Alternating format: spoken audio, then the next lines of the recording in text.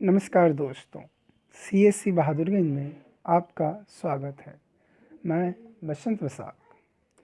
आज हम लोग मगध साम्राज्य के विभिन्न वंशों के बारे में अध्ययन करेंगे।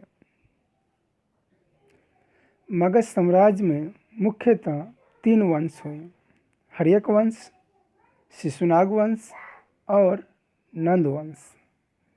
सबसे पहले हर्यक वंश के बारे में बात करते हैं।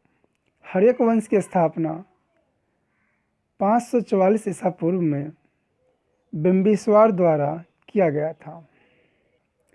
जितने भी पॉइंट्स बताए जाएंगे आप सभी कलम कॉपी निकाल कर रखें। जितने भी इम्पोर्टेंट पॉइंट्स बताए जाएंगे, नोट बताए जाएंगे, आपको तुरंत लिख लेना है ताकि आपकी तैयारी अच्छी से हो सके। चलिए, तो हर्यक वंश की स्थापना 544 ईसा पूर्व में बिंबिसार द्वारा किया गया था। बिंबिसार एक प्रतापी शासक था। उन्होंने 80,000 गांवों की एक विशाल शक्तिशाली साम्राज्य स्थापित किया था। बिंबिसार का कार्यकाल है 544 ईसा पूर्व से 491 ईसा पूर्व तक। बिंबिसार का पुत्र अजातशत्रु था। बिंबिसार का पुत्र अजातशत्रु राज्य की अभिलाषा को लेकर अपने पिता बिंबिसार की हत्या कर दी थी और राज्य प्राप्ति हेतु पिता की हत्या का यह पहला प्रमाण है। अजातशत्रु 491 ईसा पूर्व से 459 ईसा पूर्व तक हर्यक वंश का शासक रहा। अजातशत्रु फूट डालो और शासन करो की नीति को सबसे पहले अपनाया था। इसी नीति के चलते उन्होंने वज्जी संघ पर विजय प्राप्त की थी। वज्जी के युद्ध में अजातशत्रु ने रथ मुसल एवं महाशिलाकंटक फिर से बोल रहे हैं वज्जी के युद्ध में अजातशत्रु ने रथ मुसल एवं महाशिलाकंटक नामक अस्त्रों का प्रयोग किया था और इस युद्ध में आजीवक संप्रदाय का संस्थापक मखली गोसाल मारा गया। अजातशत्रु भगवान गौतम बुद्ध के निर्वाण के बाद उनकी अस्थियों का राजगृह में एक स्तूप बनवाया था और इसी समय अर्थात अजातशत्रु के समय ही प्रथम बौद्ध संगति आयोजित हुआ था। अजातशत्रु का पुत्र उदायीन 460 ईसा पूर्व से लेकर 440 ईसा पूर्व तक हर्यक वंश का शासक रहा। जिस प्रकार अजातशत्रु ने राज्य प्राप्ति हेतु अपने पिता बिंबिसार की हत्या की, ठीक उसी प्रकार अजातशत्रु का पुत्र भी राज्य प्राप्ति हेतु अपने पिता की हत्या कर दी। इससे ये प्रमाणित होता है कि करनी का फल इसी लोक में मिलता है। इस प्रकार उदायीन ने भी अपने पिता अजातशत्रु की हत्या कर दी। उदायीन पाटलिपुत्र नगर की स्थापना की थी। इम्पोर्टेंट पॉइंट है, उदायीन पाटलिपुत्र नगर की स्थापना की थी। यह नगर गंगा, सोन, पुनपुन नदियों के संगम पर बसा है, जो आज पटना के नाम से विख्यात है।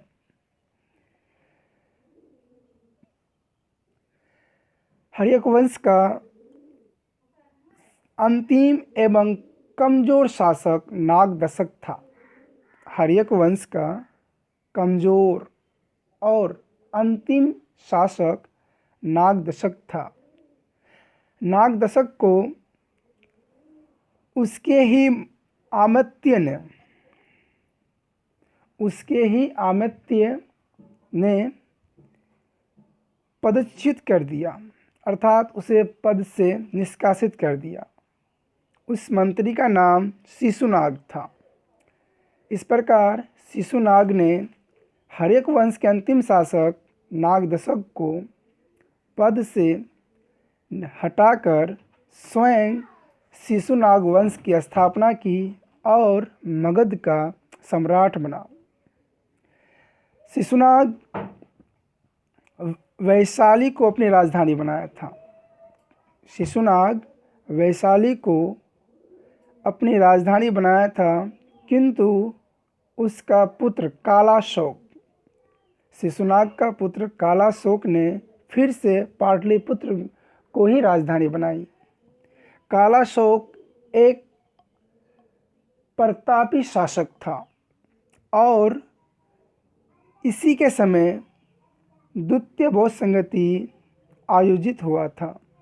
इस पॉइंट को लिख लीजिए कि द्वितीय बौद्ध संगति सम्राट कालाशोक के शासनकाल में हुई थी। महापद्म नंद ने शिशुनाग वंश का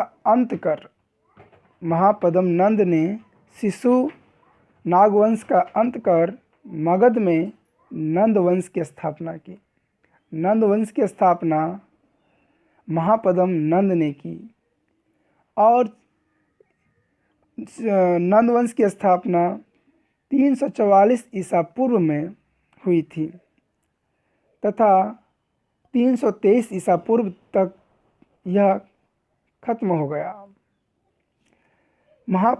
महापद्म नंद एक प्रतापी चक्रवर्ती शासक था। नंद वंश का अंतिम शासक घननंद या घनानंद था। घननंद के समय ही 325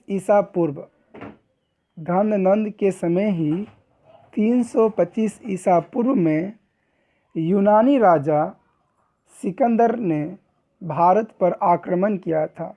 एक बार फिर से दोहरा रहे हैं, घननंद के समय ही 325 ईसा पूर्व में यूनानी राजा सिकंदर ने भारत पर आक्रमण किया था। सिकंदर के भारत से जाने पर भारत में अव्यवस्था फैल गई थी।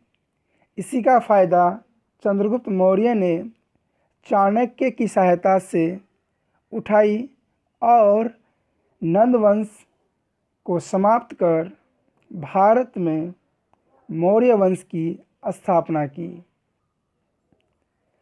चंद्रगुप्त मौर्य चाणक्य अर्थात कौटिल्य की सहायता से मगध में मौर्य वंश की स्थापना की। धन्यवाद दोस्तों। अगर वीडियो अच्छा लगे, यह ज्ञानवर्धक है, या आपको ऐसा लगे कि इससे आपकी शैक्षणिक योग्यता बढ़ता है, आप सीखते हैं, तो कृपया करके लाइक करें, सब्सक्राइब करें और शेयर करें। अधिक से अधिक सब्सक्राइब करें